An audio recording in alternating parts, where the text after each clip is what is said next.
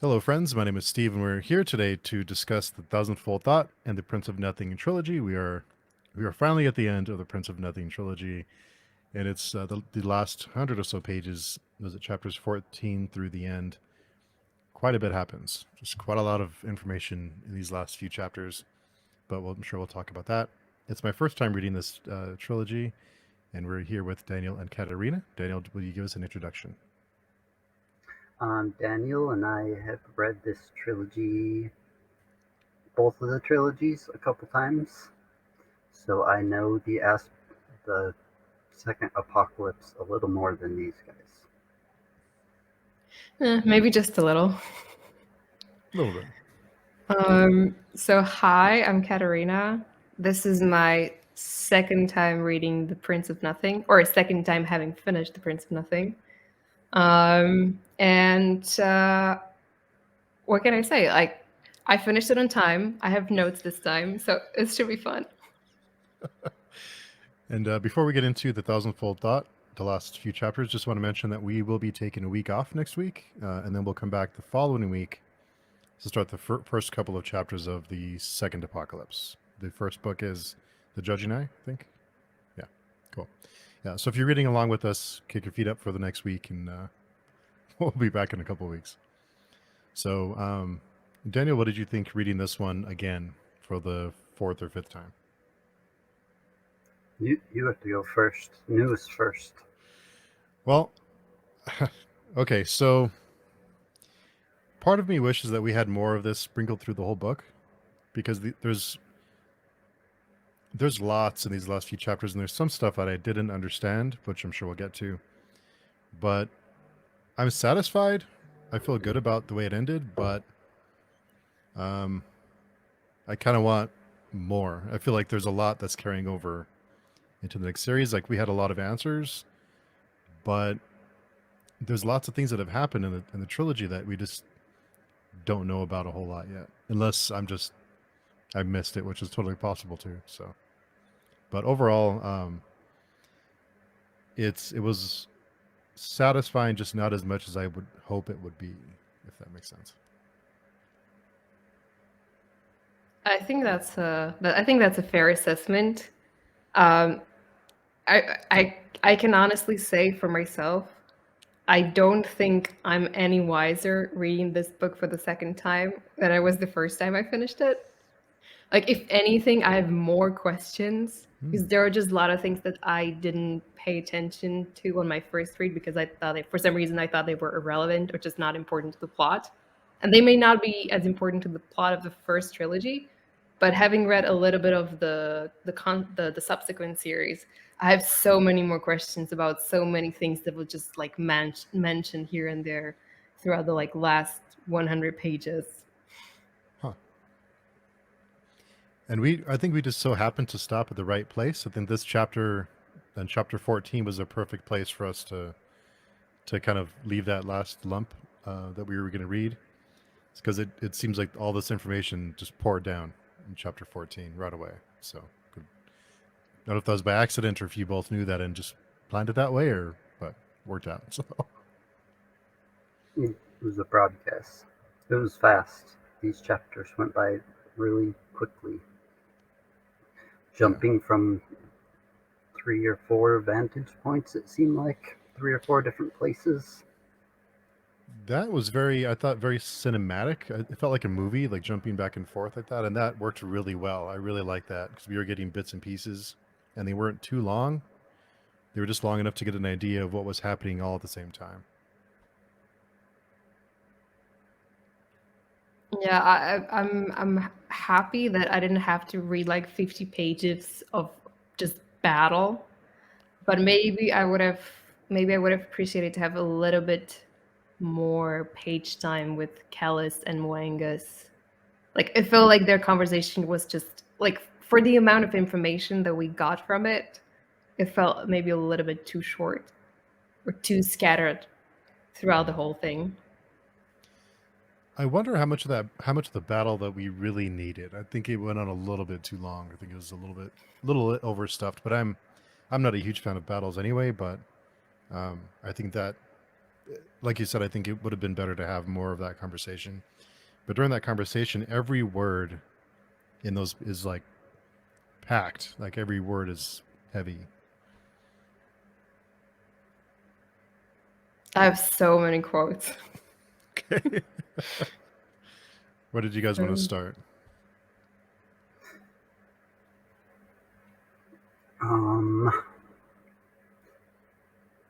I thought a lot of what Katerina thought about this reread, though I might have less questions than her. But there was a lot of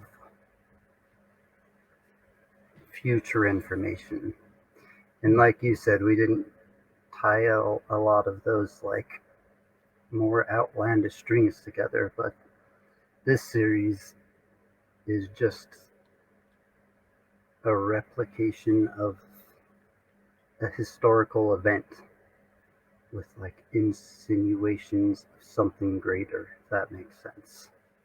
Yeah, but I mean, at the same Because time, all sorry, this go stuff ahead. happened in history, like these battles all happened in history, and now that I guess we've finished this first series, you can go look at stuff on the First Crusades and see the correlation.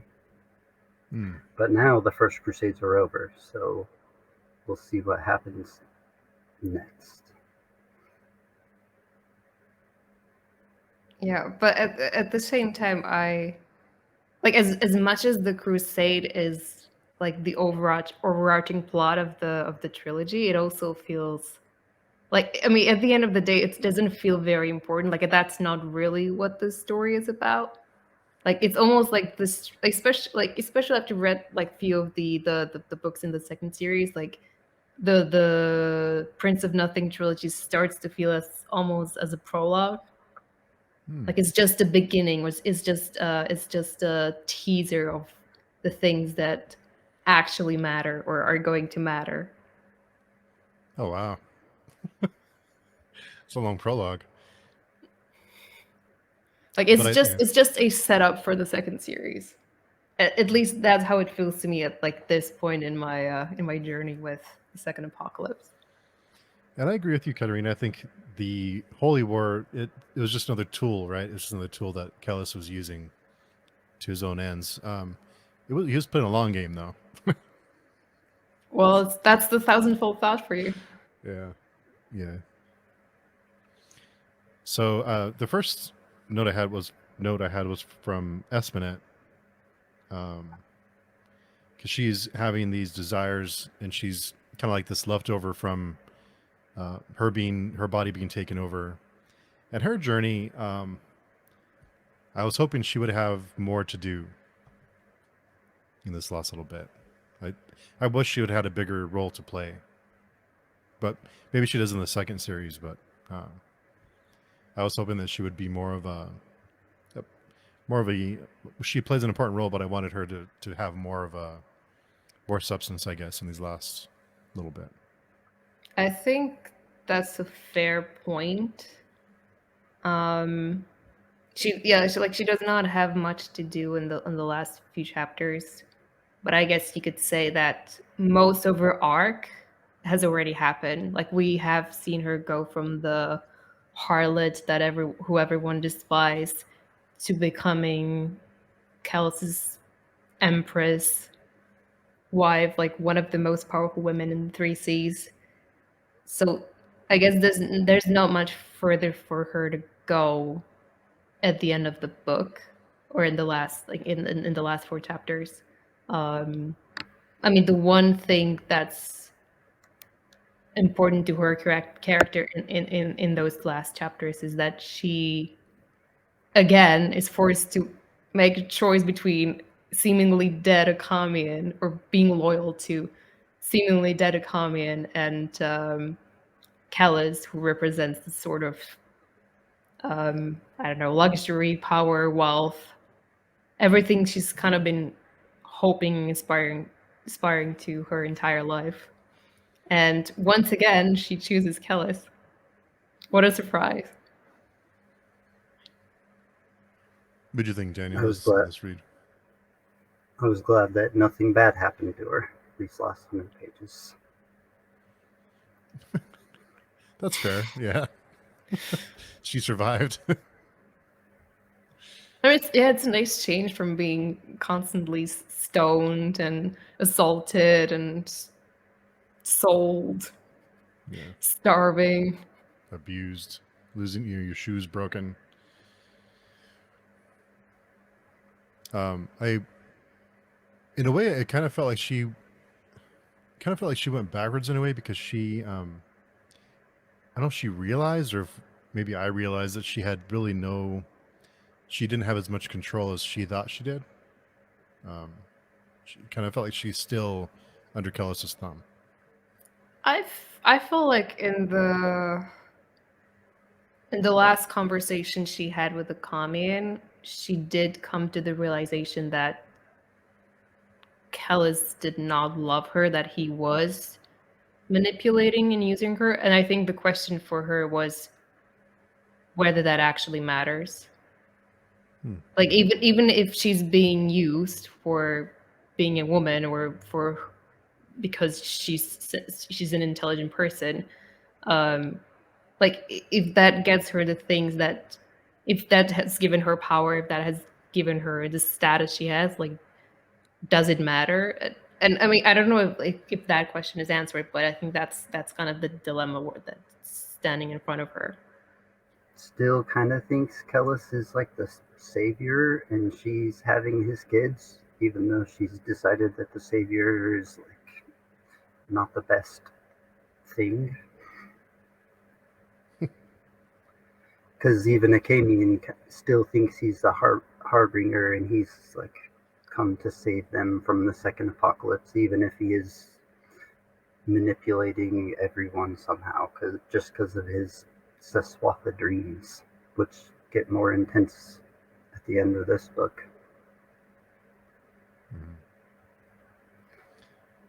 There is a section here, I'm not sure. It's on page 288 in my copy, but I think this may play into it with the whole Esmenet thing. Is there was rapture in submission, the vulnerability of another towering overhead, precarious like letting a stranger touch one's face, the sense of profound communing, as though only those who acknowledge their insignificance could themselves be acknowledged, the relief of surrender, the disturbing that accompanied the yielding of responsibility, the paradoxical sense of license.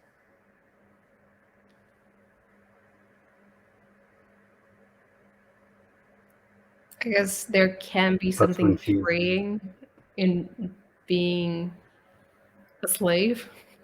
Guess. Like you don't have to think about a lot of things if there's another person making those decisions for you. That's true. And that's when she's bowing to Kellus. Is that when that happened? And Kellus tells her to don't fear the future. The flesh is but my shadow, or something. Yeah, I did not get that part. I don't know what that's supposed to mean.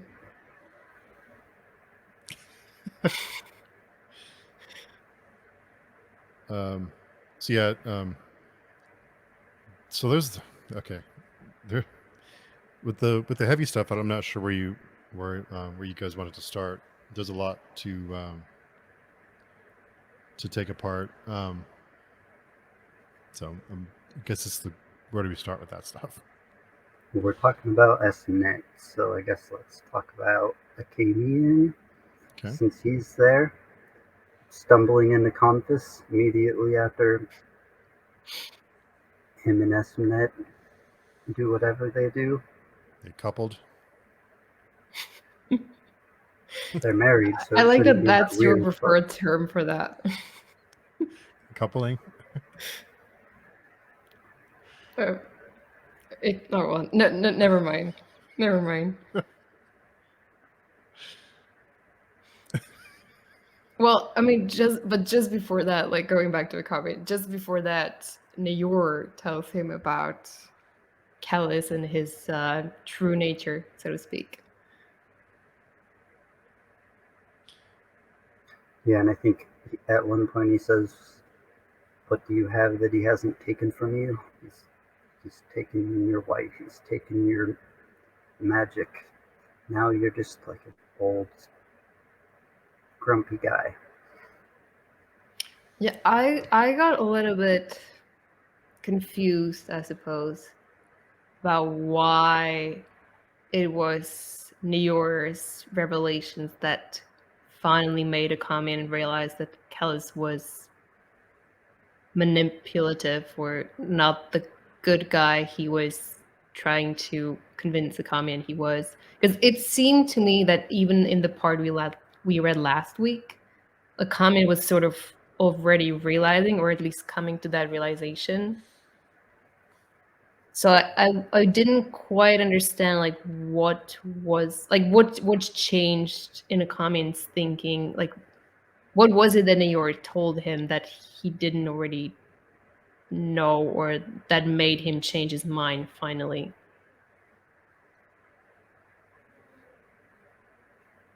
I think it was when they first started talking, the first thing he basically asked him was whether it was a lie what he said to get himself into the holy war, whether he had dreams of the holy war, and whether he was a prince or where he was from. And so that was his big questions. And then the revelation that he was like dunning some other 2,000-year hidden monstrous group that lied about like having the dreams, basically being a prophet, and the fact that he was already doubting everything. So does Akamian not believe that Kellus is a prophet anymore? Like but it seemed like he still sort of thought that Kellus might be somehow connected to the apocalypse, or even have been sent to prevent the apocalypse from taking place. I think there's a difference between a prophet and a harbinger. Kellus will bring about the second apocalypse, and he might be smart enough and strong enough to stop it, even if he's the worst human being in the world. Because the Camian renounces him, renounces his school, His wife.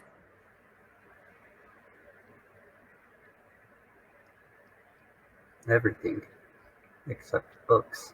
He never renounced books. Yeah. Yeah, I'm not. That last little bit with the last few pages with the came in was a little. I don't know. It seems like with Esmenet and with Akamian, it seemed like they had drank the Kool-Aid and they were all in with Kellus, and then Noir comes and tells Akamian a few things, and then he changes his mind. It just seemed like a little sudden because they both seemed like they were all in.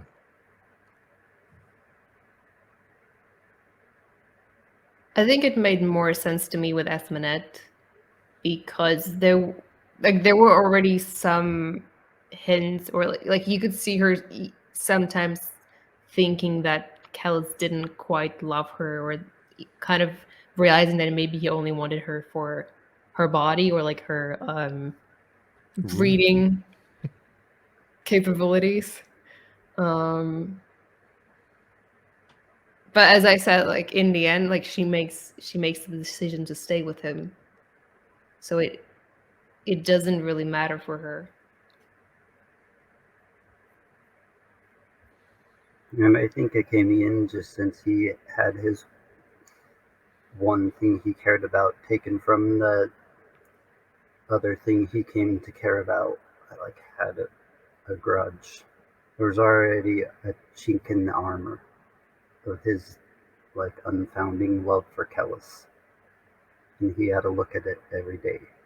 And even in the previous chapters, he would like think bad things, like I could burn them all. I could just take her away. So even though he was teaching Kellus and he knew Kellus could see what he was thinking pretty much, he was still thinking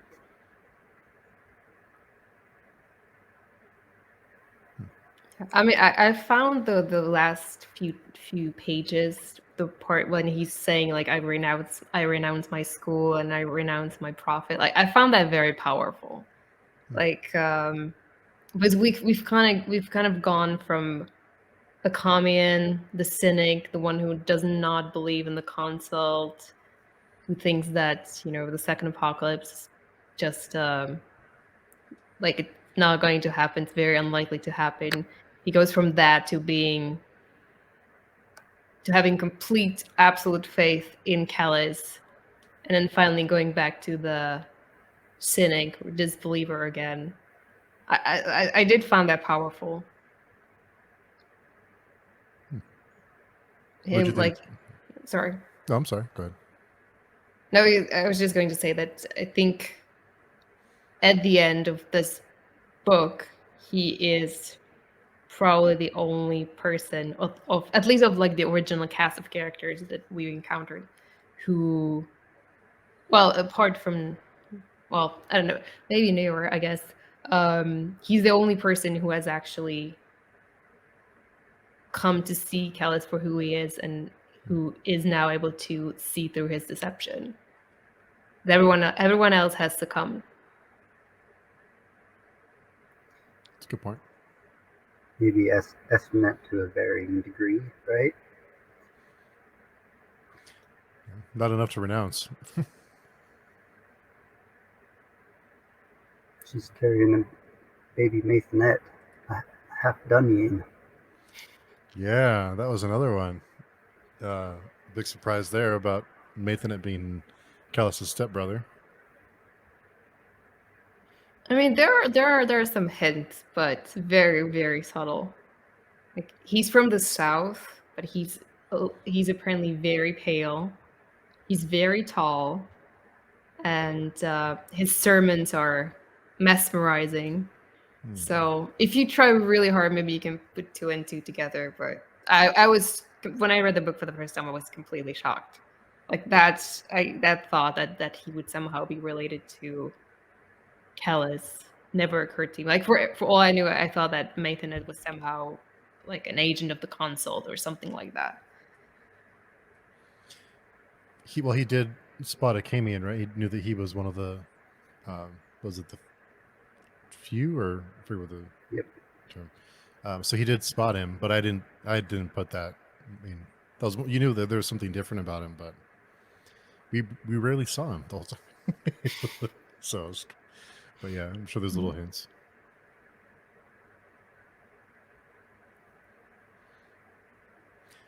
So, so Noir, he's running around with his skin spy and his skin spy girlfriend and his gift, and the other skin spy looking for Kellus. And so when he and Moingus are reunited in the cave, yeah, that got interesting. I thought I was not going to cry this time. I still cried. It's one of the most heartbreaking scenes for me in the entire trilogy. The two of them reuniting. Like you think that Cnaiür coming in, that he's gonna just kill Moingus immediately, and then you realize that maybe the one thing that he wanted the whole time was just a hug. I mean, it breaks my heart. Like it generally, like I don't know that maybe not everyone's like a big fan of Cnaiür, but like he's one of the most fascinating characters for me in the entire series, and I just like not to diminish. I'm not trying to diminish any of the horrible things he does. Well, don't laugh. The many horrible things he does. Okay, he's a horrible person, but I also empathize. And it's just really sad to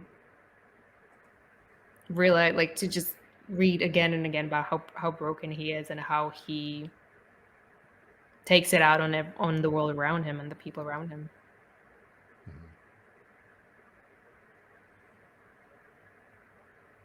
Yeah, Moingus revealed his new truth pretty quick, that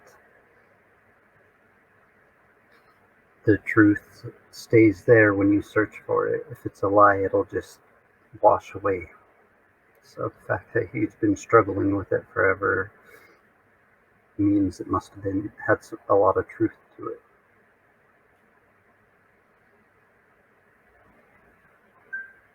And he wasn't the breaker of horse and men, really. It's just a lie.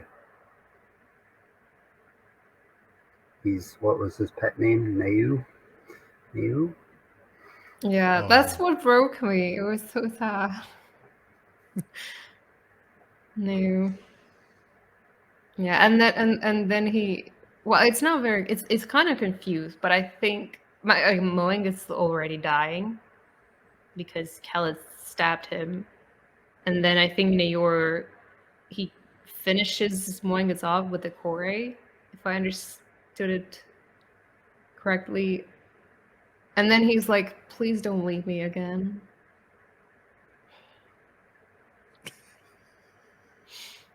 Mm. And then Serway showed up. She put her face back together.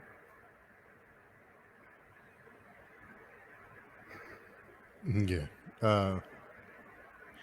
So after that the lights went out, right? The light. So he's in the cave, in the darkness. Yeah. With the two captive skin spies, the corpses, and the two skin spies that he was running with. I think one's dead. One got his face burned off. Oh. One just got knocked out or something. Yeah, I think Serway got knocked out. But yeah, he's down in some crazy mine. Some really old mine. Not a human-made mine. Yeah, it talks about some impossible light he sees just hanging in the air.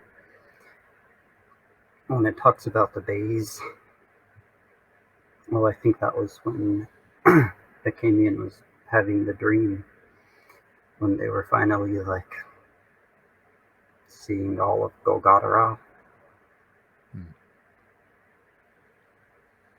That was pretty messed up. Yeah.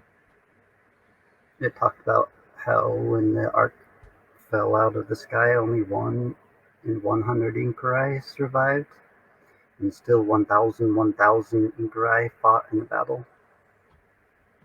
And now there's only 2 of them left. Yeah. So it went from 100 million when they came through the sky, because 1,000 is 1 million. I guess. Is it? Yeah, I guess. 1,000 is, yeah. I'm here to read books, not do math. It's a lot. Basically, just a lot of people. I think they called it an ingrown world or an ingrown planet or something inside of the ark. I think, yeah. Then they refer to it as a wound, right? Like a. I forget the exact word, but. Yeah, the dead womb. I think we mentioned it last time. Oh yeah, and they called it the ingrown world. That's what they called it. I guess if there was 100 million things living in it, it's enough to be a world.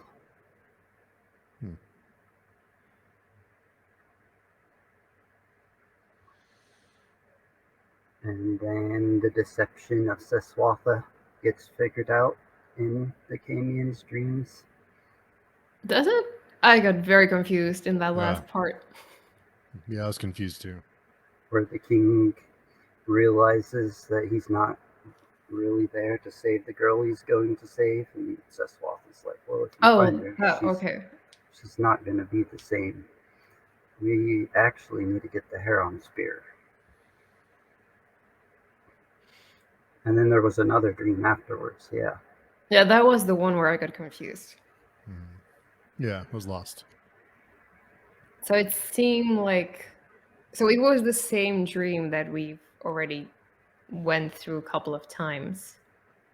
But this time it seemed that the no god was speaking through the high Kyrenian king. So it was like a after they usually wake up. Because I don't think he had ever mentioned seeing like the carapace of the no god. Meaning he'd like see his chest, he was close enough. And then he was yelling for him to use the Heron spear, and he was speaking the no god's voice along with all the dead and all of the strength, trying to figure out what he was. Yeah, those sections I got a little lost. Yeah, I noticed that the dream was different, but I don't remember if I thought maybe we saw him throwing the spear in one of the previous dreams, but I don't actually remember. But I definitely the no god was not speaking through the hiking. On the plains of Mengeda, he dreams of his approach, because that's where it happened. Right. But it doesn't go that far.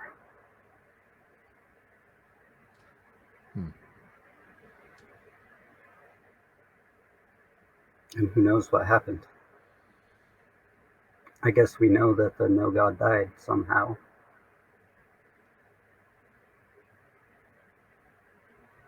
Yeah, it's the dreams. Like I'm never sure if it's supposed to be mysterious, or if I just don't remember what we already know.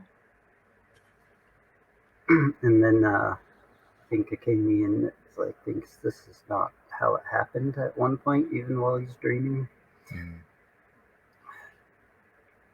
Meaning maybe he's seeing a further dream of some truth that got covered up with some lie scriptures, some lie stories.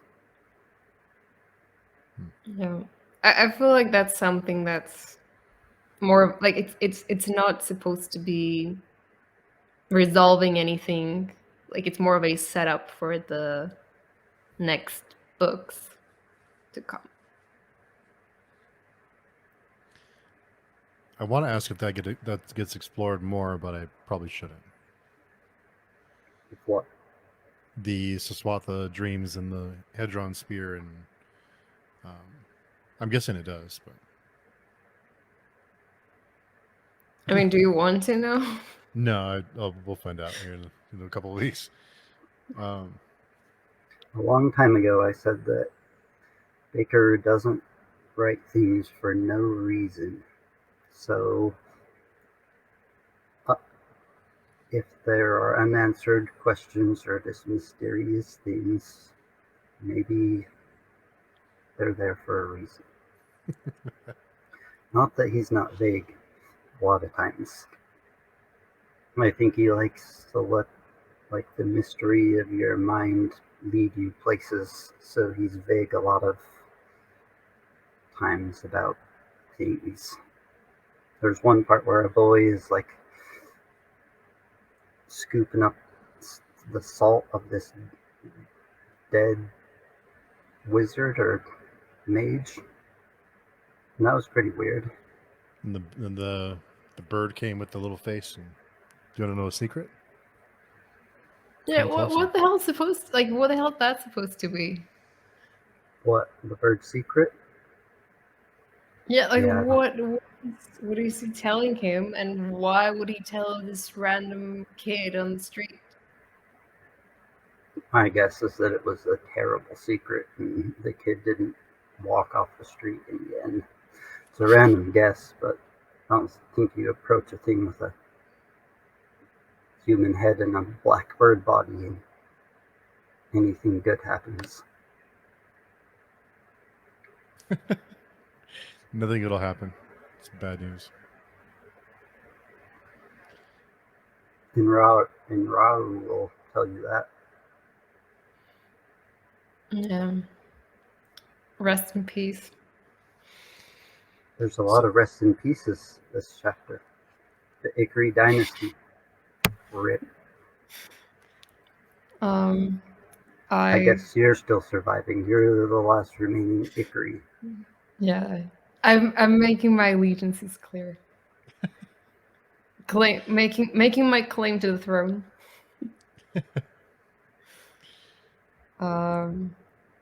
But I mean, do you understand why I hate Saban so freaking much? So I had a question about Saban. Let me pull the page because I was sure to tab it because I knew we're gonna mention it. So whenever Saban gets mentioned, I pay attention. But it's on 382. It reads, he saw King Saban leaning from his saddle, his face ruddy with murderous intent. The more than sun glistened in the man's blue eyes.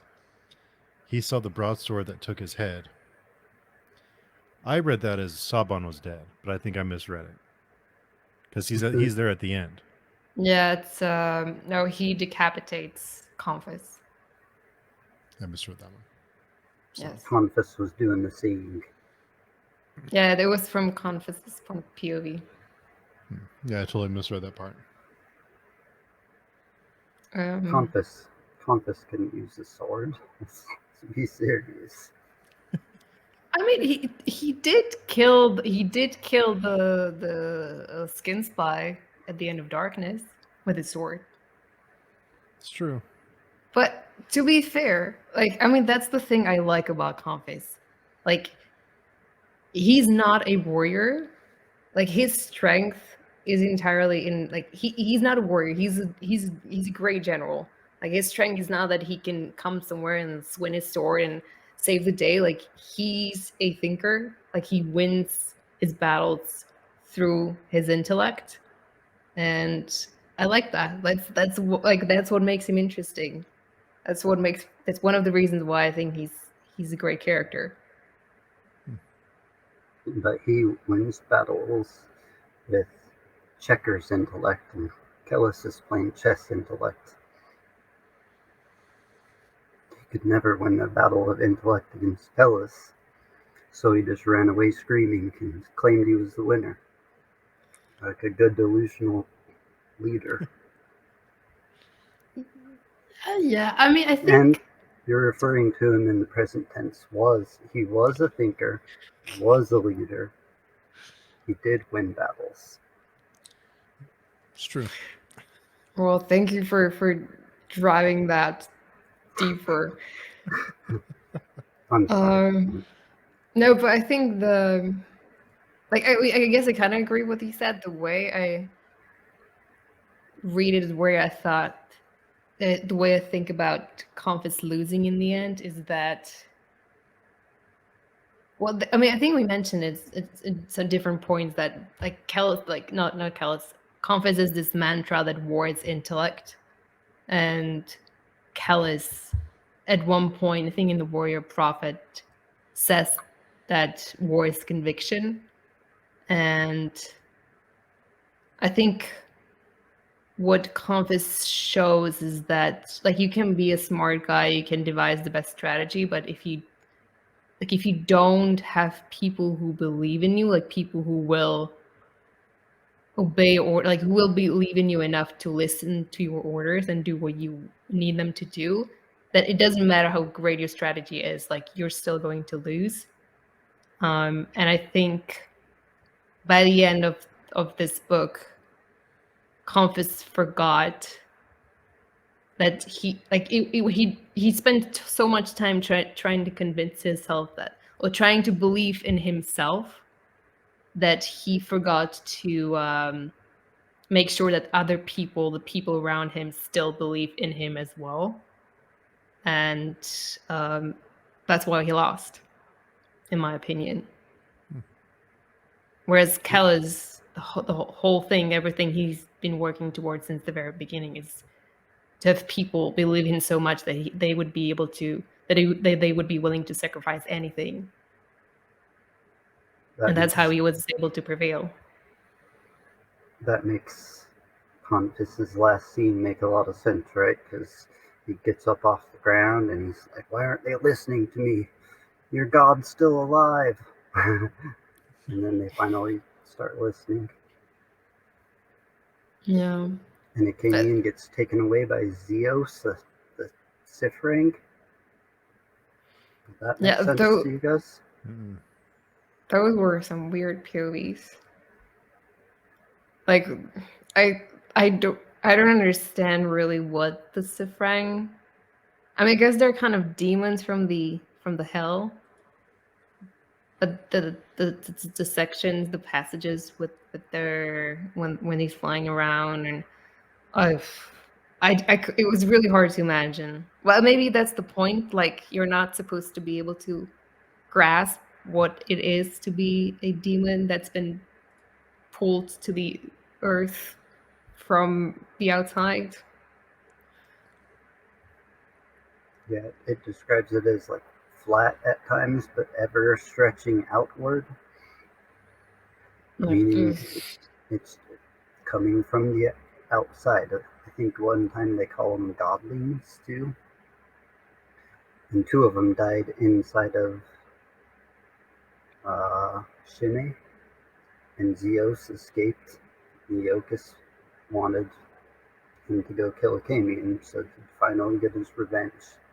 More important than winning the battle. Yep.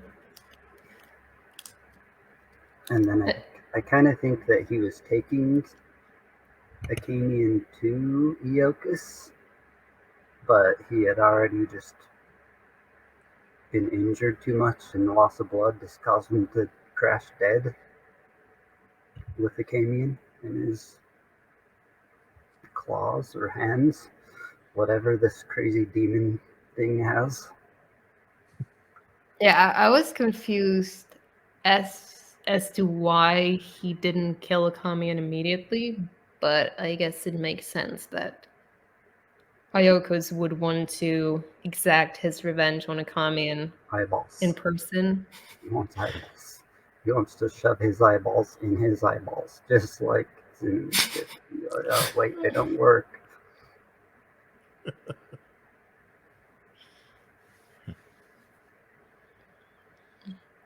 But I mean, that's just a vicious circle. Like, Iocus takes out like Nemus's eyeballs, then Achaemean venges Nemus by plucking out Iocus's eyeballs, then Iocus takes his revenge on Achaemean. Like, who? Like, that's just a vicious circle. Like, who's like, like, whose eyeballs are gonna be next? An eye for an eye, till there are no eyes. Yeah. Mm-hmm. Yeah, there's just going very quickly back to Confess and belief. There's like a nice quote from Moangus about that. He says, page 331. He's explaining to Kellus that when men stop bowing, the emperor ceases to rule.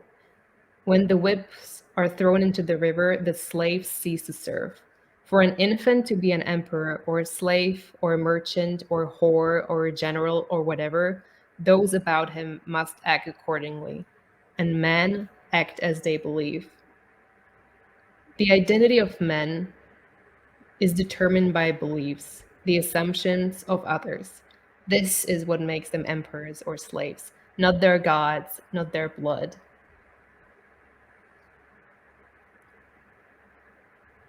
So I guess the people just stopped believing in Confess and stopped believing that he was there. He stopped believing in him as their emperor. Beliefs beget action. Well, the quotes I had written down too. So. Yep. Yeah, those sections with Kellus and Moangus, I think everyone wishes they would have been longer, but as the writer, it's like writing two people smarter than you at the same time, like nearly impossible. I feel like he said he would write like 50 pages and keep like 3 of Kellus's dialogue. Really? So it took a lot of attempts to get the wording of someone smarter than him correct. Yeah.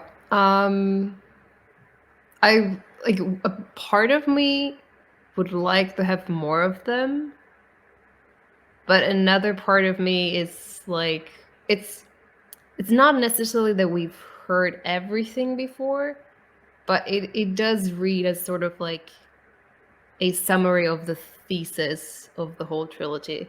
Like it's kind of like if you still haven't understood what I'm doing here, like here you have it, like on the page, like this is what we've been doing the whole time. So there were some parts that I thought were maybe a bit repetitive, or like just things that we've like if you've been paying attention, you've been able to pick up or piece together yourself. But it does make things clear, or it does make you, it does help you make like a more whole picture of what's been happening and what Kellus and Moengus have been up to behind the scenes the whole time. What did you think about Moengus's dead end, Steve? One of the things I enjoyed most about that whole exchange is that Kellus was finally talking with someone who he couldn't. I guess he could manipulate him, but someone on his level. I think that was the most exciting part of that. So the way that I understood it was he was holding the Skin Spice captive, but he is also holding someone else or another group captive too, right? Or did I misunderstand that? No, he was only holding the Skin Spice captive down there. Okay, the ones that were chained up and the corpses that were there with them. Yeah. I did like. So the tree, is that like the tree of life? Is the way I took it, because he goes under the roots of the tree and travels down, with his lantern, and finally his lantern goes. But Moengus doesn't have eyes. He's just knows it by heart. And he knows where he's going without having to see. So yeah, that whole exchange was really just. I think we were complaining there wasn't enough of it in a way, and we wish that there was a little bit more. But at the same time, what's there is a lot. So Yeah. I just thought it was a tree, like a random tree. I didn't think there was anything else to it, but now that you mention it, I don't know. Maybe there is something special about it, and I just missed it. and there was the branch. There was the twig that has the brown leaf and the green leaf on it. Yeah, that was very reminiscent of the prologue. Mm-hmm. But in the prologue, he's like he gets completely enthralled with the twig, and he spends like weeks just staring at the twig. And here he picks it up, looks at it, and throws it away.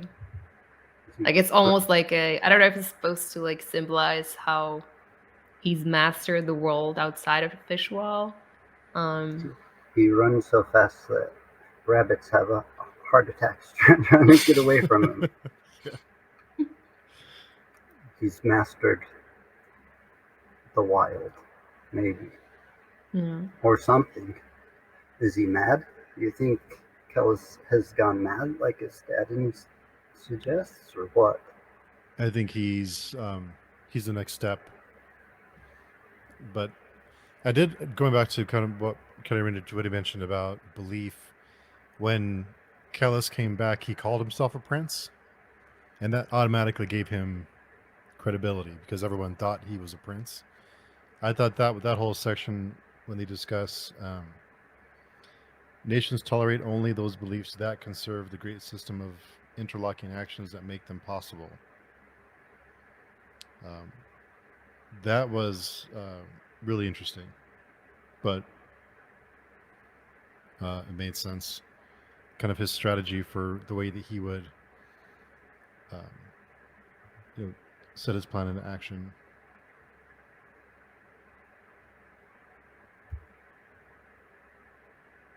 And then we learned, like, a couple chapters ago how the Sishwaran magic was kind of different and it required, like, passion and heart. Not something the Dunyain are known for. Yeah. So it turns out Moingus doesn't have very much water, even though he's super smart. Cut out his eyeballs, which allow him to, like, completely read people's faces. Yeah, but we were right when we said that he was the Kisharim that met with Xerius, the Emperor, in the darkness that comes before. It does get Malahat. confirmed here. Malahat, yeah.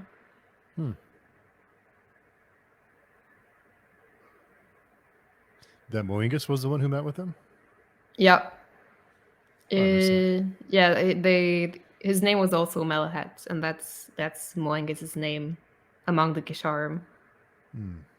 And I think they mention in the darkness that he's very pale and has swazans on his arms.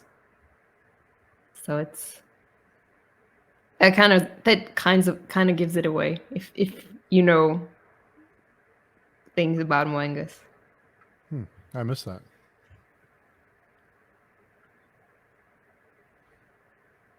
I'm really bad with all these names.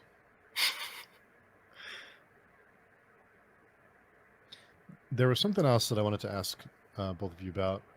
On page 312, my copy, they're trying to figure out where Kellus went. Nor, and I think Esmenet.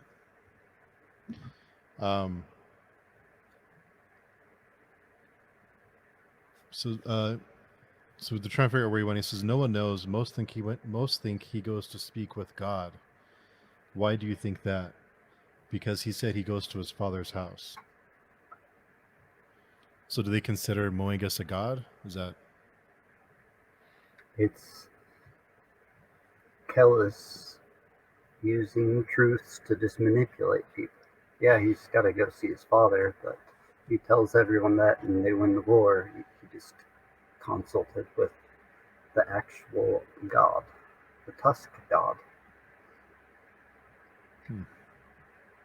Yeah, I mean, he's the prophet, so it makes sense that at least in a symbolic way, the god would be considered as his father.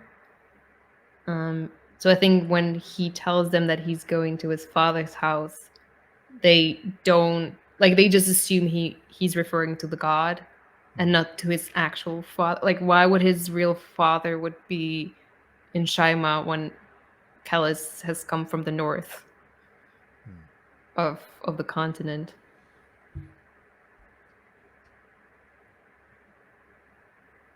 Did Kellus seem startled that Cnaiür and the Skin Spices were there?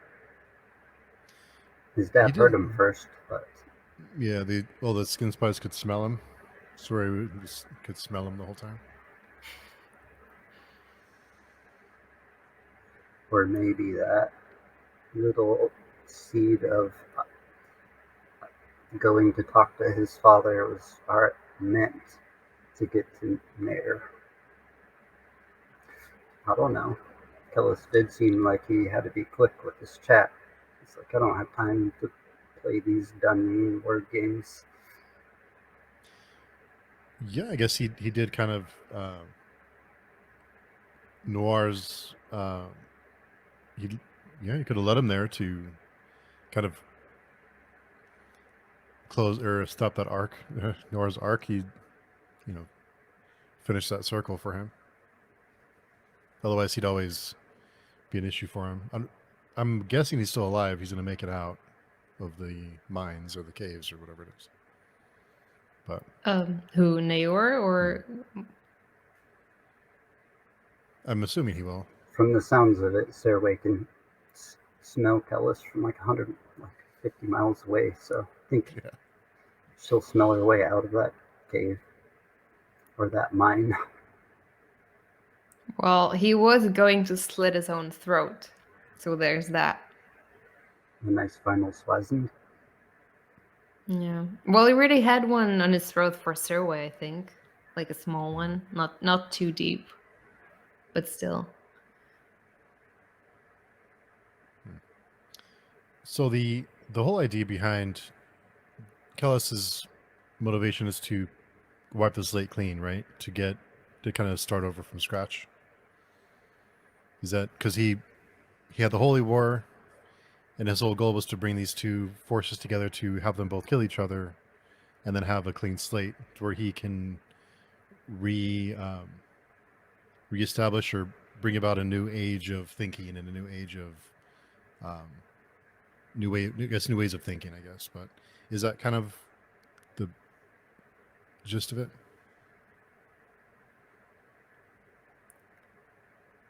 I don't know that I know what Kellus is thinking at all. There is this whole thing about him hearing the voice, well, hearing some voices. He seems to suggest that the voice he hears is the god, but then we also know that he's heard the no god's voice before,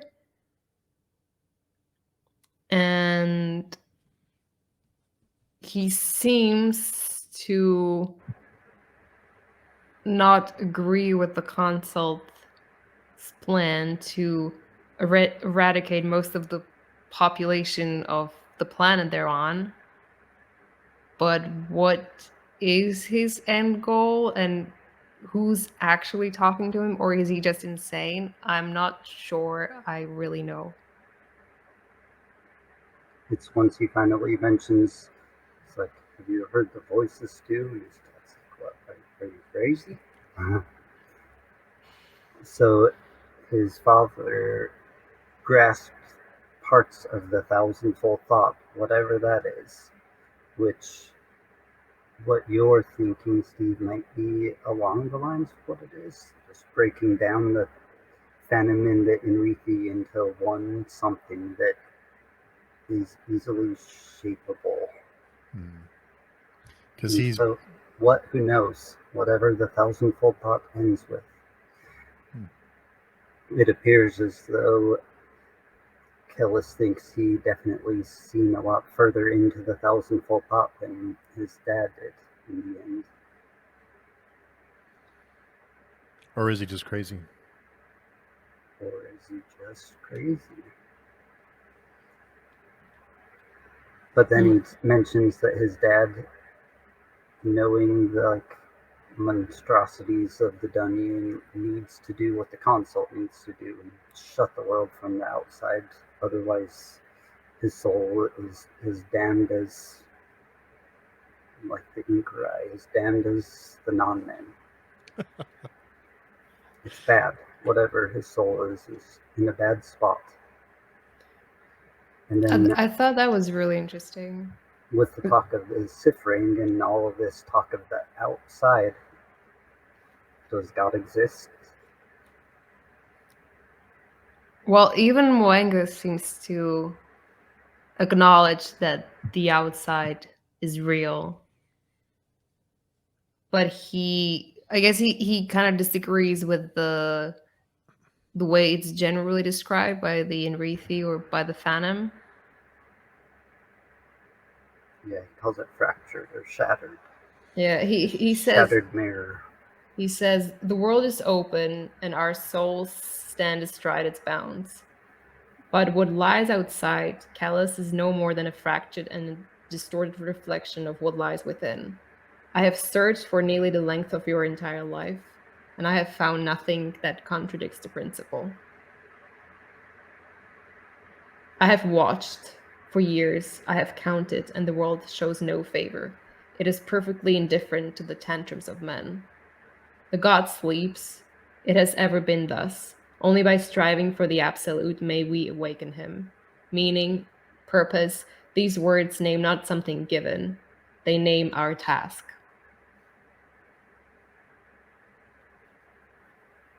That's very loaded. Yeah, I was about to say it's very, very loaded. But Kellus disagrees, right? Yeah, I think Kellus seems to disagree that the world isn't different, It's or definitely true that that there he is no can, judgment. but Moingus tries to use the point that their ability to like move nations just with their words is proof otherwise. That the darkness does what determine what comes before, so they can manipulate it. There's no outside streams pulling anything. That's what he's saying. Like, I've searched for years for outside streams pulling this world in a direction, and it just doesn't exist. But someone's talking to Kellus, so that seems like a stream. Someone or something. Things.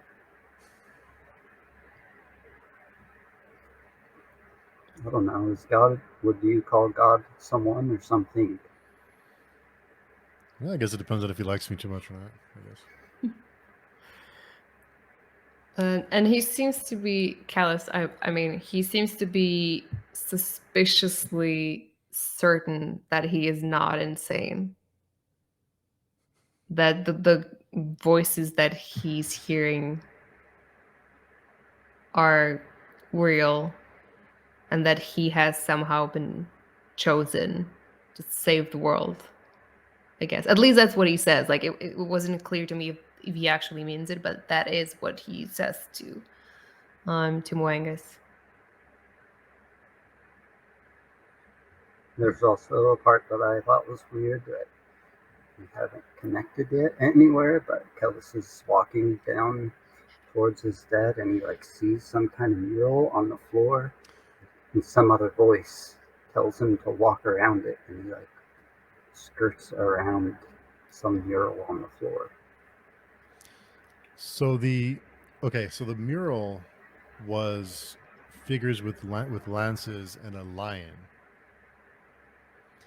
There was a character, I forget, I'm bad with names. There was a character that was referred to as the lion during the Battle of Shemay. Oh, Shemay. that's Dead Compass, the Lion of Teeth. Oh, okay, I yeah, think sorry. aren't there 2 lions? There might be 3 lions. No, wait. I think the Padiraja is a tiger. Well, Confis was referred to as the lion of Cayuth, but I think I might be wrong, but isn't Sabon's standard? Isn't there also a lion on Sabon's standard? Maybe, or did I get it wrong? I'll have to go back and read exactly what that mural was. It talked about a lot of engravings on top of engravings. But I would say I think it's fair to say that those murals predate the Holy War by a lot. Yes. I thought it could be like a some kind of time travel. I mean, this kind of story, my mind goes a little off the rails with what things could mean. But the fact, like you mentioned, Daniel, the fact that whatever he writes, there's a purpose to everything. That has for him to take time to describe the mural has to mean something, right? Oh, I did. Yeah, I was right. The Sabon standard is the red lion. So it's a clash of lions.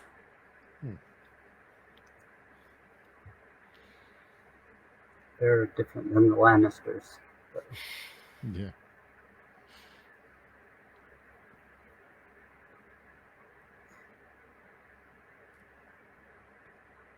There is speaking of Kellus doing weird things, there is another passage when he's traveling to the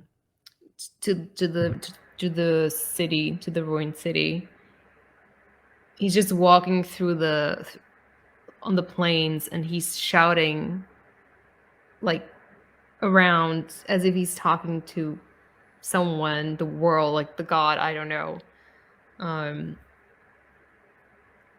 he's saying something about like what was he supposed to do, or did I do the right thing? Let me see if I can find it.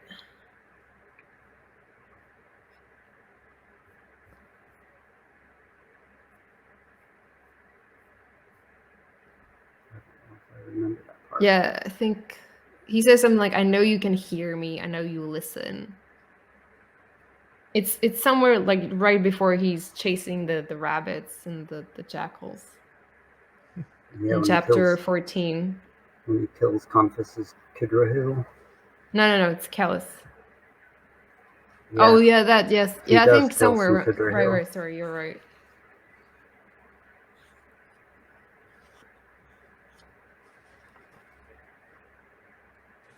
Yeah, he appears to be talking to someone. Kind of Yeah, seems mad. it's on page 289.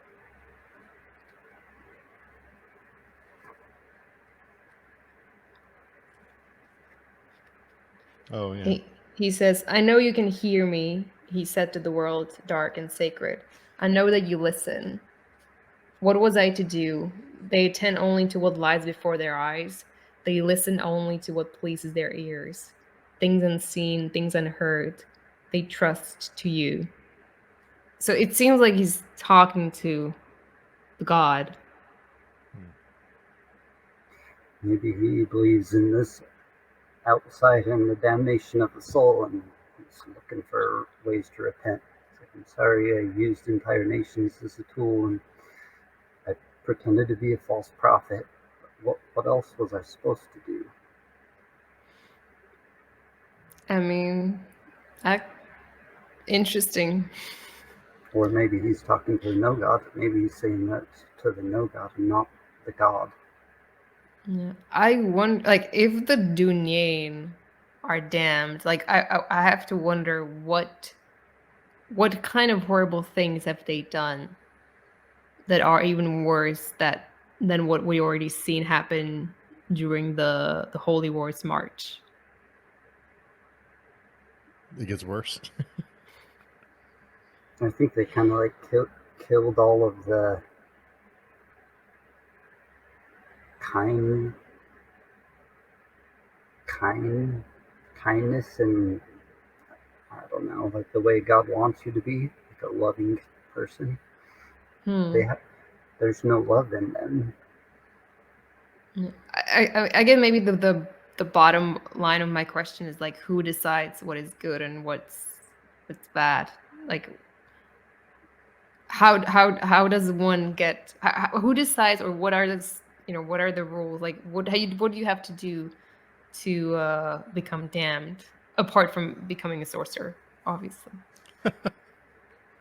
The Gloria worked for everyone, right? No matter what God you worship, the tears of God still work. That I think that same voice is on 322. Says when he's in the cavern, it says, "They gathered here in the hundreds." A voice called across the gloom, clear despite the ambient rumble. "Even thousands in the days before the womb plague." I think I just assumed that was Mwengus speaking to Kellus. Yeah, he says at last, and it's a Cnaiür voice, which is like his own dialect. Oh, okay. So he finally decides to talk to Kellus, and he's telling him what he's looking at. The womb plague. He refers to the, what is it, the something Inkarai Wars, almost as if it was like another apocalypse. He says that, then the first apocalypse, and now the second apocalypse. Are all the times that the non-men fought the Inkarai. Yeah, I wouldn't worry too much, Steve. Like, the first time I read this book, all of this went straight over my head. You just need to think in the context of the first book. Who is the enemy in the first book? The Padrija. or Kellus, one of them. Yeah, I was A gonna lot say. a lot of this book is about, like, I think even Melingus is talking to Kellus, and he says, like, is he born in Reethi or is he born Sylvendes? That's going to determine who he kills, like nothing else. Yeah.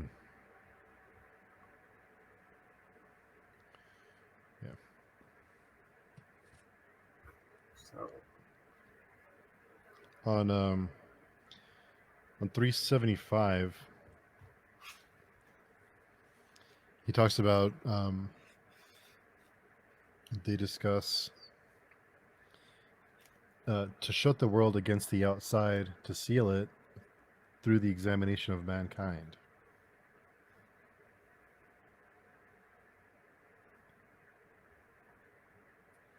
who talks about that? That is Kellus and Muingus, I believe. Yeah. That's what Kellus predicts that the Dunyain would eventually do once they found out about the outside and the possibility of damnation, right? Yeah, I think so. But Kellus also tells him, after he stabs him in the chest, I am more, the warrior prophet said. So yeah, you do wonder if he's losing his mind or if he's more. Yeah. I guess that's the question that makes us want to read this next series. There's no Kain Empire to worry about. They did reach Shimei. Not much will be left of Shimei. Doesn't appear like by the end of this battle. No, there isn't much left of it, I don't think. No. I have to say the scenes with Proyas hit me quite hard this time. I'm not known as the biggest fan of Proyas, so I didn't quite expect that. But there was something very tragic, like reading about him coming to Shaima, like finally laying his eyes on the city he's been dreaming about these years previous, and it's just like it's all a ruin, and there's people looting and raping, and I don't know, when he says like this is Shaima, it I felt for him in that moment, and also for the fact that, you know, regardless of how pious he is and how much he has tried to do the right thing, at least according to his morals, like he still, when he enters the house with the two women are hiding, and he's like, they're so scared of him, and he looks at him, like he looks at his hands and they're covered in blood, and he realizes that like he's been going through the city and massacring people, and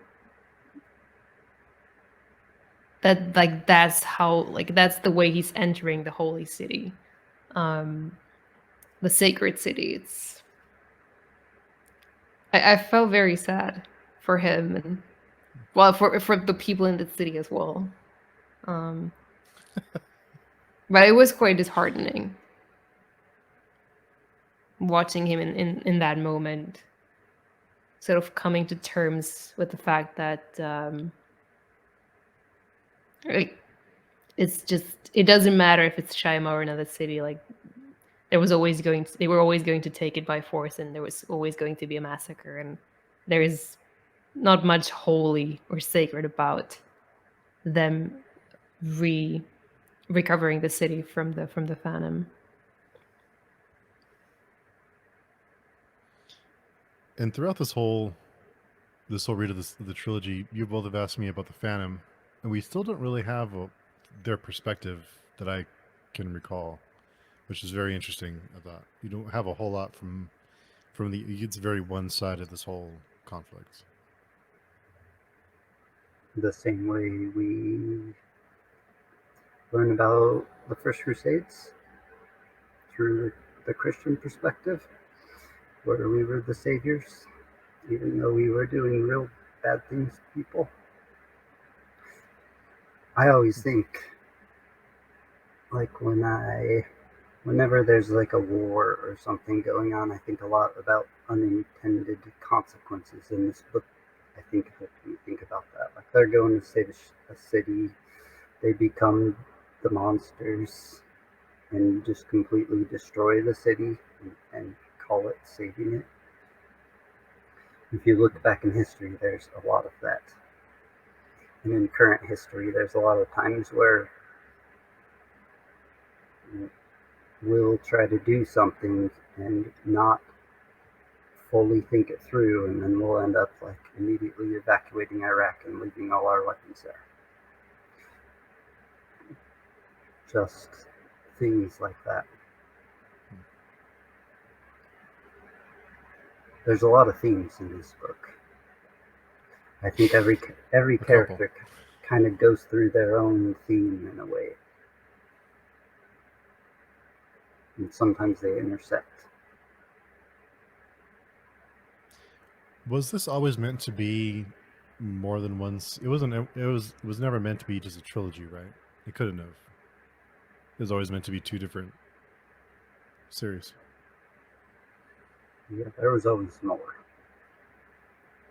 I think, if I understand it correctly, it was supposed to be 3 books.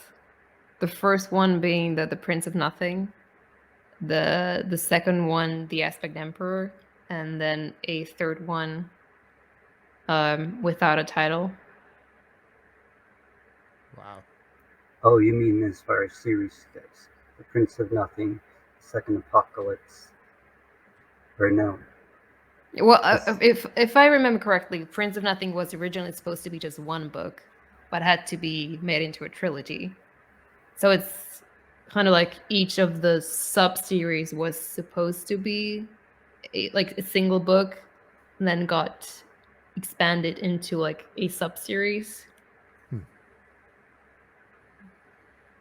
But I don't think that the first trilogy was ever supposed to be the whole thing. Like, there was always more. When I remember, I thought it was supposed to be 2 trilogies and a duology. Possibly. Wow. The duology is the thing that's never came yet. The darkness that comes after.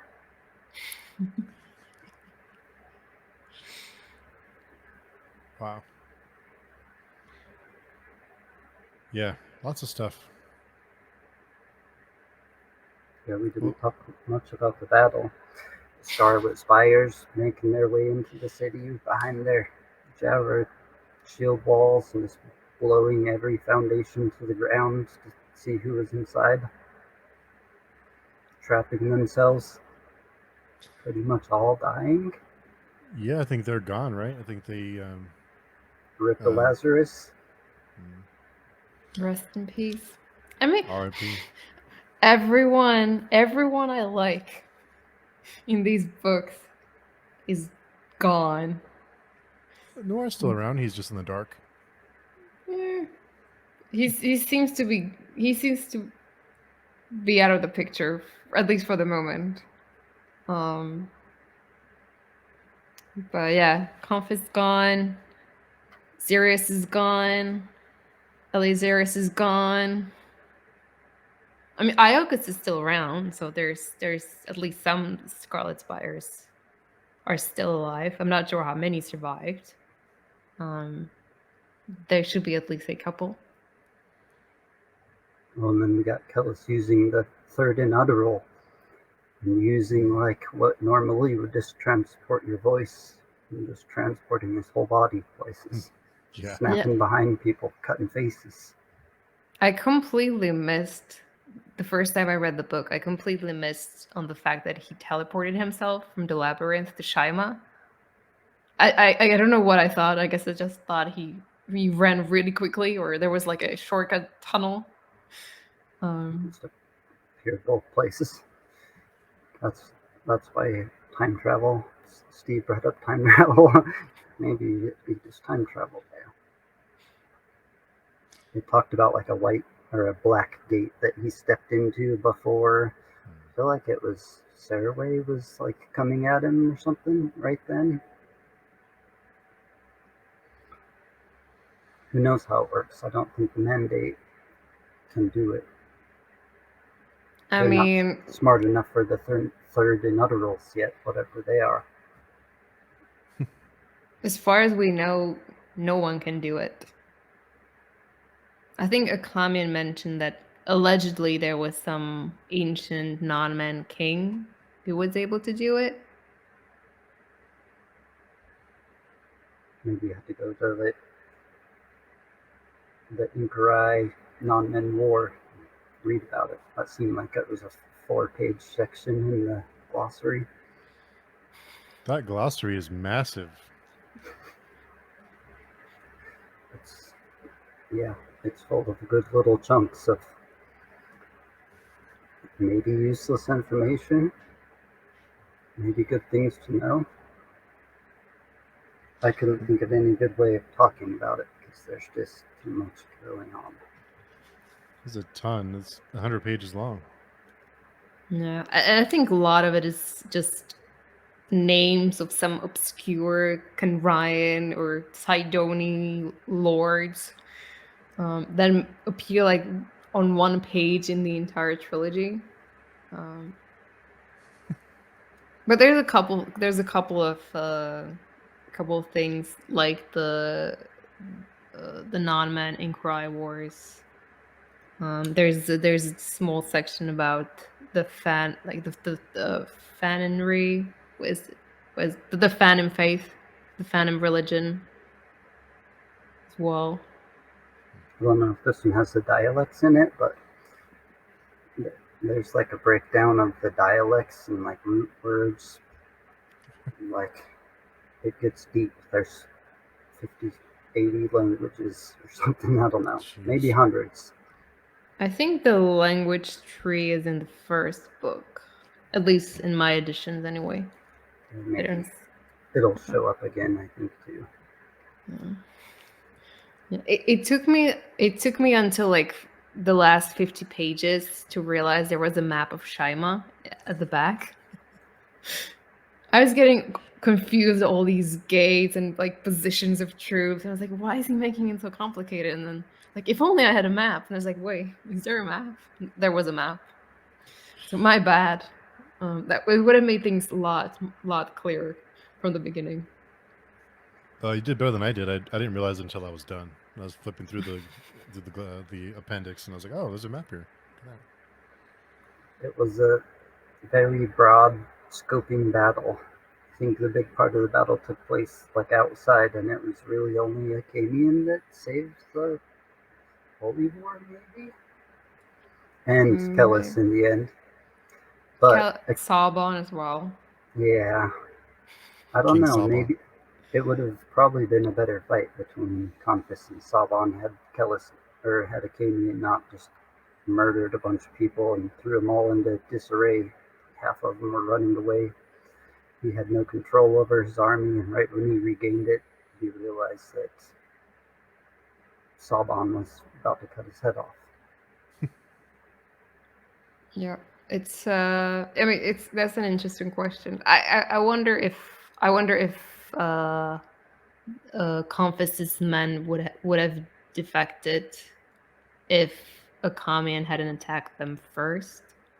But I did get the impression that they were already unsure or questioning his commands and quite reluctant to fight with the Phantom against other Inrithi. Yeah, it's a hard question. Put your faith-killing faith for the heathen. But then when they came down the hills, the Phantom all kind of thought that it was going to be Confus, and then they realized that they were all dead. Oh well. I mean, I would have preferred a different ending. And I think if Kellus wouldn't have showed up, that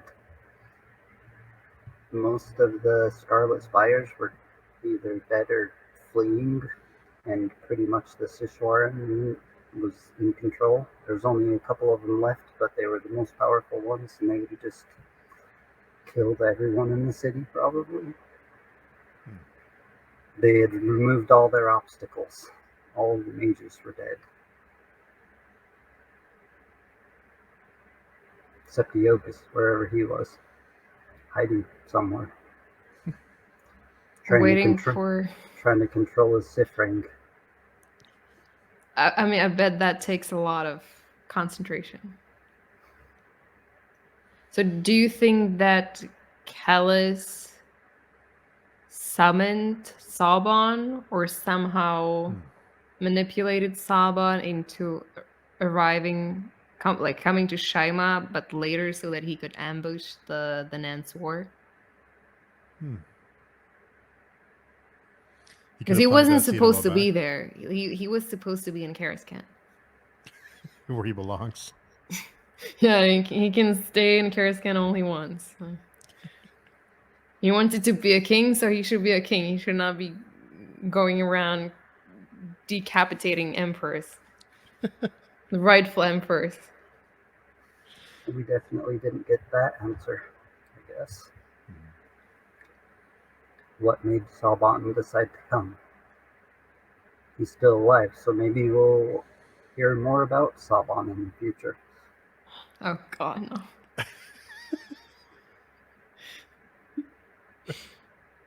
Poor Saban. Maybe you'll find some new characters to love, Katerina. Or maybe you did. Maybe Steve will. Maybe Sarsalis will show back up. No. Hope not. I hope he's gone. Hope he's gone for good. Sarway just seems to throw her face back together all the time. Yeah, she'll make a comeback. There are some good characters in the Aspect Emperor, for sure. But I have to admit that there's just something about this trilogy that makes it so dear to me. And specifically about the characters. Like I don't feel like I could really relate to the characters in the second series as much as I do relate to Akamian or Esmenet or even Proyas. Cnaiür. But maybe that's also just nostalgia. I don't know. Maybe there's time. We'll see. Yeah, we'll find out. So you are halfway through book 3 in that series, Katerina? Or 2? I finished book 2. I have not started book 3, and I don't think I'm going to before we catch up together to where I finished, to where I stopped. Nice. I tried. I did try to finish it, but it's just... That's a lot. It's a lot. I mean, I just reading 2 books from the same series at the same time feels weird already. And with this series specifically, there's just too much to keep track of, and it's also like a lot of like emotional things you have to process. It's like they're not easy reads. Like you need some time to recuperate, I think. Well, that reminds me. What about the grim darkness of the book, Steve? Has it reached the most grim dark book you've ever read yet? No. There's still like 100,000 people alive, probably at least. There's probably more, but a lot of people died. Just not. If we're comparing just even trilogy to trilogy, I think as far as disturbing or dark, I think Empires of Dust might even be bleaker than this. What do you think, Katerina? I would probably. I don't know. In terms of bleakness, probably I agree. I think there is still some hope at the end of the Thousandfold Thought. Yeah. Like, you don't know what exactly Kellus is going to do next, but at least the sense I got is that he will somehow try to save the world from the consult and prevent them from closing the world to the outside. And I mean, he's also already made some changes in the three C's, like in the societies. Like, he put Esmenet in charge of of his government, essentially, which is not something that would have been possible. Like, that something that wouldn't be possible for a woman, not to say a woman of like her background, to become. So I think there's still there is some potential for change towards the better. There is some hope that Kellus means well, that he wants to do the good thing. Does he actually? Is he going to do it? I don't know. But there's still some, and you have a commune, I think, which, I mean, despite, I mean, where he ends up, I do find some hope in that. At last, he sees through Kellus's BS. That he discovers the truth, and even if that leaves him completely alone and depressed and without the love of his life, there is still something positive in him making that revelation. So I wouldn't say it's completely bleak. That was a cool moment. Kellus talking about how with him the scriptures can be rewritten. He is the truth, and then it came being like, oh yeah, whatever.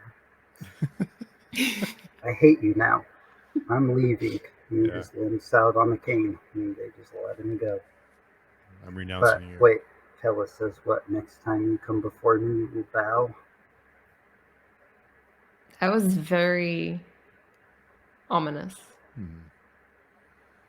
I thought he was going to tell him next time you, or before me, you will die. Is what I expected him to say. But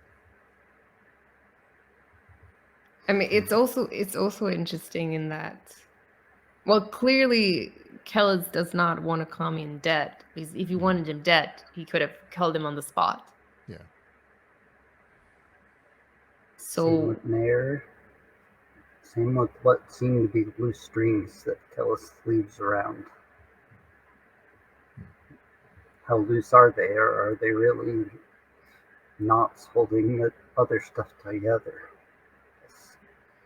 Who knows? He talks about walking the probability trance, and even though he's grasped the thousandfold thought, some of the paths lead directly to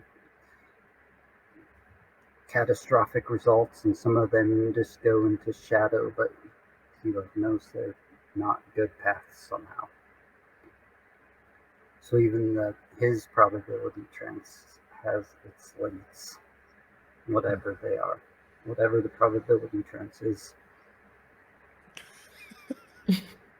He's talking about, when he's talking to Moindus, he's like, he was certain if he had eyes that they would dilute in and out as he skimmed his consciousness, I think it said, or something like that.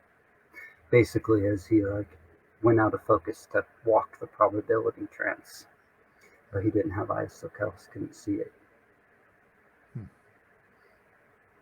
He's the waterless Sishwaran. I guess the low water Sishwaran.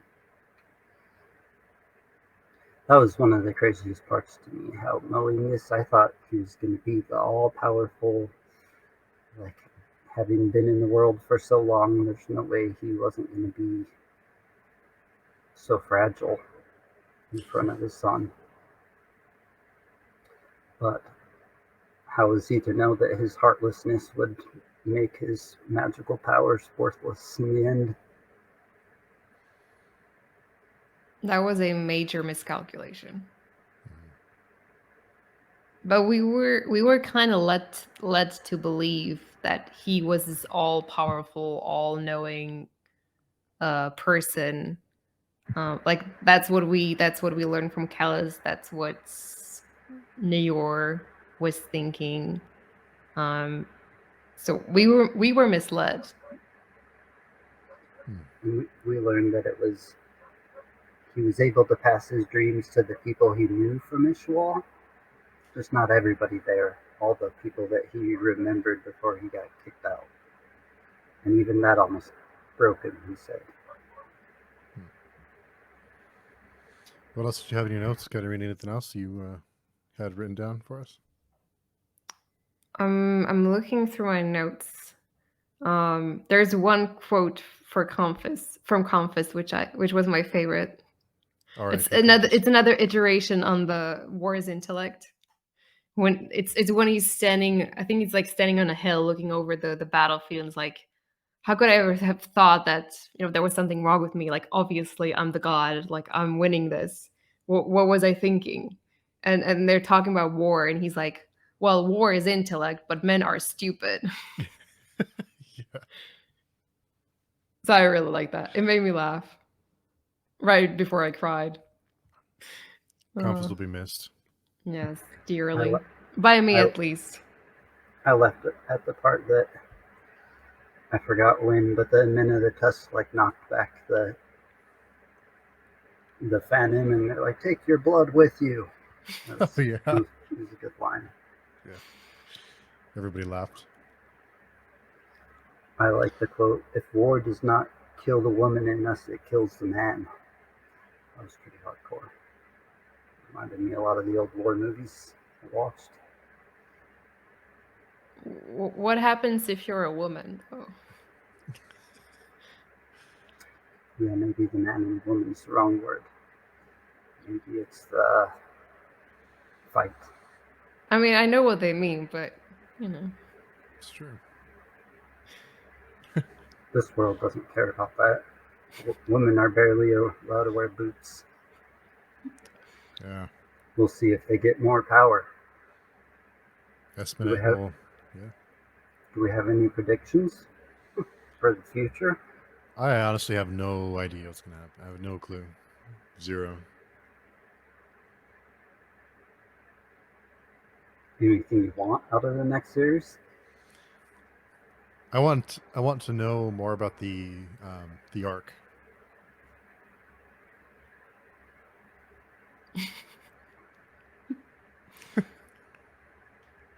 So we'll see. Well, cool. This book had one of the craziest things ever in the book. It had two Dunning in a room together with conflicting opinions. Yeah.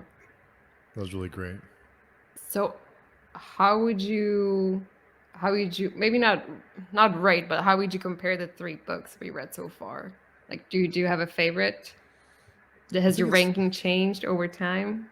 I think it's still Darkness, and this book would probably be, I don't know, that's tough. It'd probably go 1, 3, 2 in my list. Yeah. What about you guys? Did your opinions change?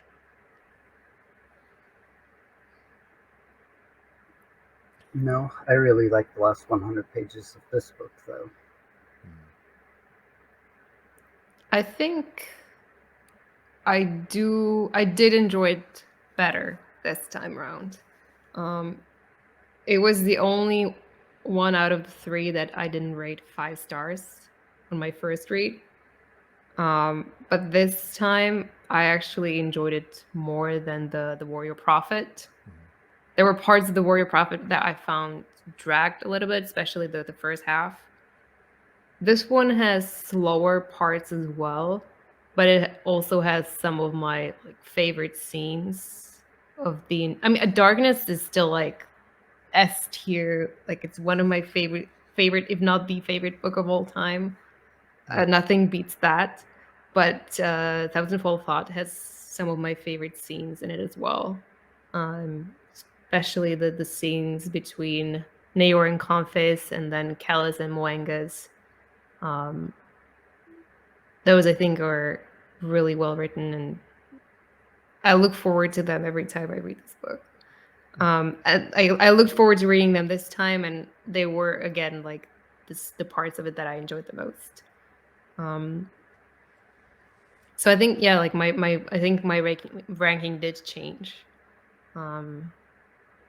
I also think reading it slowly helped, because especially the latter half, there's a lot to unpack, and I did go through it pretty quickly the first time I read it. So I did enjoy.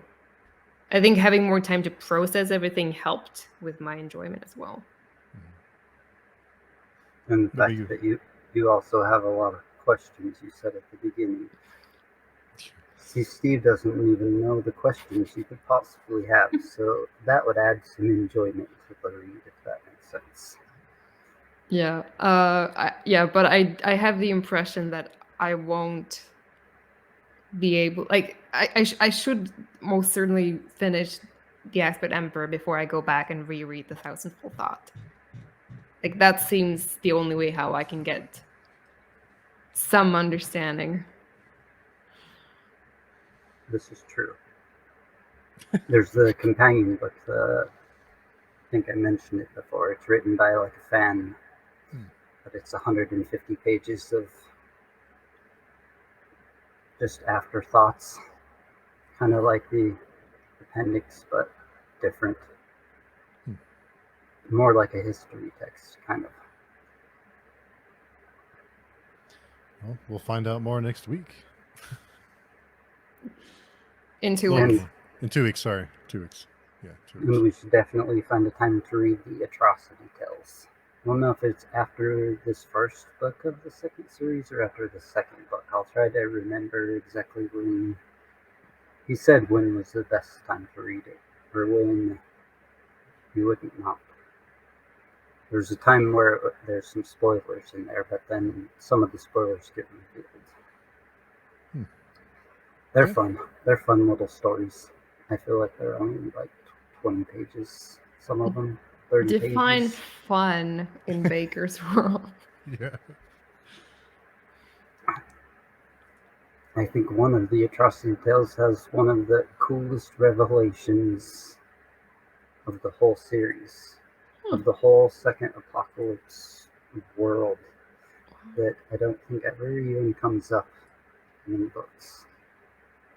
Okay, that got me intrigued. Which means you'd never even know this revelation. Oh well, actually, maybe it does get mentioned very vaguely once at some point later. But it's crazy. It's a crazy thing. I want to see what you guys think about it. Yeah, we'll find out when the best time to read it would be. It'd be good. I'm down. Yeah.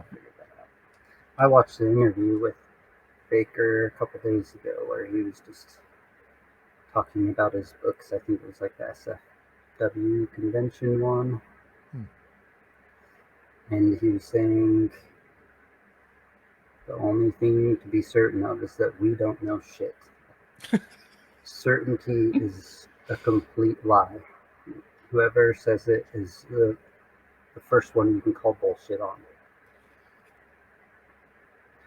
There was a very nice quote about certainty somewhere in this book. Yeah, that interview with Bakker was real good. He's talking about, like, the guy asks him how he came up with the world, and he's like, what did he say? A couple good bags of weed and a lot of free time. talking about being in high school, just smoking and trying to come up with Dungeons and Dragons stuff for his brothers. Wow. Makes me think I tried too hard in high school. Yeah. He goes on to say that he never thought that something he thought of as a dope smoking adolescent would ever come to mean anything to him. He always knew he'd probably be like. I even think he said being an author wasn't something he thought he would do. I think he just thought he would be a philosophy professor somewhere. Maybe he's both. He definitely has taught some philosophy at some college in Canada. I don't remember where. There's actually a couple long videos of him giving lectures at colleges too. Do you want me to read the quote about certainty? Yeah. Set aside your conviction, for the feeling of certainty is no more a marker of truth than the feeling of will is a marker of freedom. Deceived men always think themselves certain, just as they always think themselves free. This is simply what it means to be deceived. So many great quotes. On the very last chapter, the line is something about conviction. Verily it is conviction that kills, is how it ended. I don't remember, but it's kind of about the same thing. He just reiterates the same thing in different ways. High-level, quotable ways. It is very quotable. He is very quotable if he wants to be. He had a Twitter account. It was called the Devil's Chirp, and he would do current politics, but he would use the Bakker spin and put it into a quotable thing, and they were epic. It's taken off Twitter now, so I could never find him. I feel like he might have posted them on his blog so long time ago sometimes. But it was fun listening to him contemplate the current world through Irwa Kellus lens. Yeah.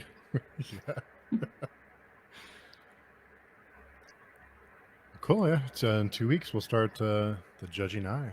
Excited for it. So, Daniel, so where can people not get in touch with you? In the comment section here. Definitely not. I'll probably respond. Or on page 2. And Katerina, where can people get in touch with you? You'll also find me on the Page Doing forum, and I'm also on Instagram at The Errand. Awesome. Has anybody contacted you there by just out of curiosity? Like, hey, I heard you on the talk about Not that I'm this cozy aware. book. Oh, okay. But I'm more than happy to get in touch with you if you want to chat about the Second Apocalypse or any other book series or whatever. Cool. Well, thanks everybody for listening and for hanging out with us through the first trilogy. It's been a hell of a ride. So looking forward to the next series. So we'll see everyone in 2 weeks.